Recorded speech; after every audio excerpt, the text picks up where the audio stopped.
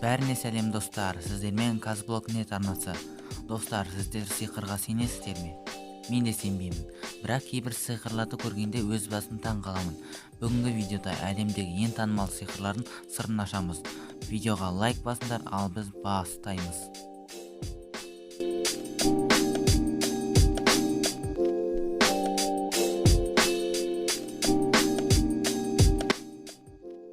Бұл таңғаларлық картамен жасалынатын фокус. Атақты Джимми фокусшы Тайрадан қол қоюын сұрайды. Ол дама картасын алып, өз атын Тайра деп жазады. Фокусшы картаны алып, карталардың ортасына салады. Қолын жай ғана сипап өткенде, ортасына салынған карта дәл үстінен шығады. Бұл деген дәл сол карта ғой. Одан кейін ол картаны көкірегіне басып, оның суретін жоқ қылып жібереді. Ал сурет болса, оның көкірегінде татуировка секілді басылып қалған. Қолының тез қимылымен картаны аузынан шығарады. Бұл таңғаларлық сиқырын сырын ашып көрейік. Басында фокусшы бізге ешқандай картаның бетін көрсеткен жоқ. Себебі ол жерде 52 дама картасы бар. Тайра қай картаны алса да оған дама картасы түсіреді. Фокустың басы оңай жасалған, бірақ ары қарай қиындай бастай береді. Келесі кезекте Тайра қол қойып жатқан кезінде фокусшы үстелдің арт жағында жасырын қорапшадан супер картасын алып шығады. Бұл супер карта дәл ортасынан бүктеле қалады және онда алдыңғы жағында көп карта сияқты көрсетіп тұратын клапаны бар. Фокусшы супер картаны алып, дәл карталардың үстіне қойып бүктеп жібереді. Ал халыққа Тайраның картасын ортасына салған секілді көрінеді. Нәтижесінде дама картасы ортасында емес, ең үстіне қойылған болады. Дәл супер картаның астынан. Одан кейін ол супер картаны бүктеп алып тастайды.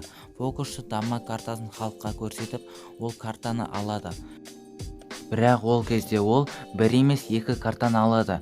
Біреуі дама болса, екіншісі еш суреті жоқ карта. Ал көкірегіндегі татуировка ретінде салынған сурет алдын ала салынып қойған.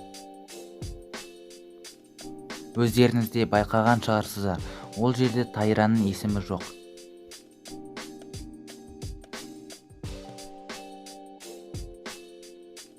Британдық фокусшы Динамо нағыз аңыз адам. Оның көптеген сиқырлары адамдарды таңғалдырады.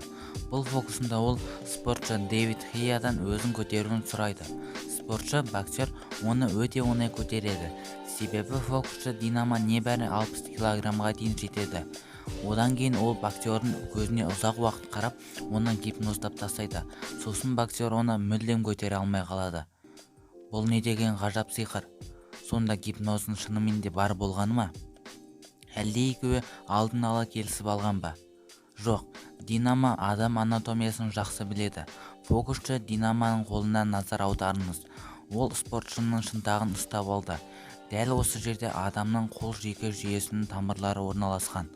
Олар қолмен басқанға өте сезімтал болып келеді. Соның әсерінен спортшы Дэвид оны көтере алмай қалады. Өздеріңіз де қайталап көріңіздер.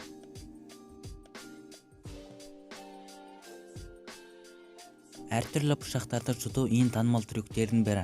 Алғашқы пышақ жұтушылар ежелгі Үндістанда біздің заманымыздан 2000 жыл бұрын пайда болған дейді. Адамзат тарихында түрлі өткір заттарды жұту өнері бір есе қарқынды дамып кетсе, кей кездері адамдарды қызықтырмай кеткен. Бірақ бүгінгі күннің өзінде адамдар аузына суық қару сала алады. Көпшілікті таңғалдырып, немесе тіпті қорқынышты айқайлауға дейін апарады. Өйткені көбінесе адамның жүйкесіне тиетін әсерлер қосады.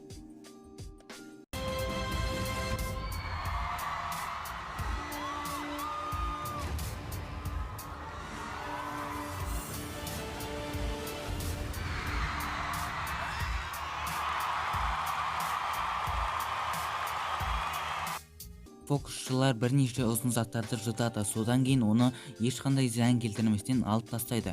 Бірақ сиқырдың сыры неде? Көрейік. Кейбір бастаушы сиқыршылар қозғалмалы пышақты қолданады, ал бірақ нағыз шебер сиқыршылар шынымен де қауіпке барады. Олар пышақты ауыздарына салады, бірақ жұтпайды. Керісінше жұту рефлексін мүмкіндігінше басады. Себебі пышақ ештеңеге зиян тигізбеу үшін. Бұл тәжірибе ұзақ және байсалды дайындықты қажет етеді. Сондықтан үйде қайталап көруге тырыспаңыз. Өйткені зақымдану ғана емес, өлім қаупі де жоғары. Ол үшін кәсіпқой болуыңыз керек. Сондай-ақ осындай батыл шешімді қабылдауға жасауға баратын өте батыл адам болуыңыз керек. Кейбір мәліметтерге сәйкес бүгінгі әлемімізде 100-ден астам суық қару жұтушылар есептелді. Тіпті олардың арасында көптеген сақтық шараларын қолданатындар бар. Мысалы, сахнаға шығудан бұрын арнайы бағыттаушы түтікшелерді арнайы жұтып алады. Содан кейін барып суық қаруды аузына салады. Адамды тиісу. Бұл фокусты көріп жүрегін тоқтап қалуы мүмкін. Бірнеше секундта сиқыршы дайындалады. Содан кейін көмекшілері оны үшкір темірге қойып кетеді, немесе фокусшыны айналдырады. Егер сіз ұмытып кетсеңіз, тағы да ескертейін. Үйде мұны мүлдем қайталамаңыз. Өйткені бірнеше минуттан кейін темір адамды теседі. Осы сәтте сіз де таңғалдыңыз ба? Бұл кезде сабырлы болып қалу мүмкін емес. Бұл сиқырды тәжірибелі сиқыршы жасаған болса, онда ешкім зардап шеккен жоқ. Өйткені барлығы әдеттегідей арнайы құрылғыда болады. Біріншіден, сиқыршының тескен үшкір темірге немесе оның көмекшісіне назар аударыңыз. Нағыз құпиялар осы жерде жасырылған. Өйткені темір ұшы денеге кірмейді.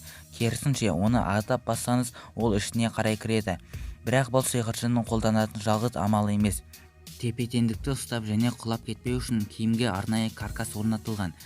Каркас сенімді емес, бірақ фокус әдемі көріну үшін барлығына шыдау керек. Ал бірақ үстіңгі жағынан шыққан темірше, деп мұқият қараған көрермендер айтуы мүмкін. Егер ұшы бүктелсе, ол адамды қалай тесіп тастады? Әрине, ешкімді темір тескен жоқ. Ұштың кішкентай көшірмесі сиқыршының немесе оның белбеуінде жасырылған. Және дәл уақытысында ішінен шығады. Ары қарай көрермендердің қорқынышты айқайын тыңдау ғана қалды. Достар, бүгінгі видеомыз қызықты болса, арнамызға тіркеліп, лайк басып кетіңдер. Бұл Казблог.нет арнасы. Сау болыңдар.